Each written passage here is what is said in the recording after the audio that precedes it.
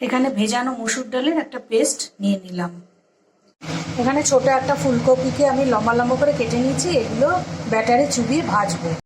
ফুলকপিগুলো ব্যাটারে চুবিয়ে এরকমভাবে তেলের মধ্যে দিয়ে একটু পাঁচফোড়ন দিলাম, একটু গোটা জিরে দিলাম, আলুগুলো লম্বা লম্বা করে কেটে রেখেছিলাম সেগুলো দিয়ে দিলাম, একটু নুন দিয়ে দিলাম, একটু ধনে দিলাম, একটু কাশ্মীরি লঙ্কার গুঁড়ো দিলাম, একটু হলুদ দিলাম, অল্প একটু চিনি দিলাম, পেঁয়াজ কাঁচা লঙ্কা আদা দিয়ে একটা পেস্ট করেছিলাম সেটা দিয়ে দিলাম, ছোটো চামচের 1 চামচ সাদা তিল গুঁড়ো দিয়ে দিলাম।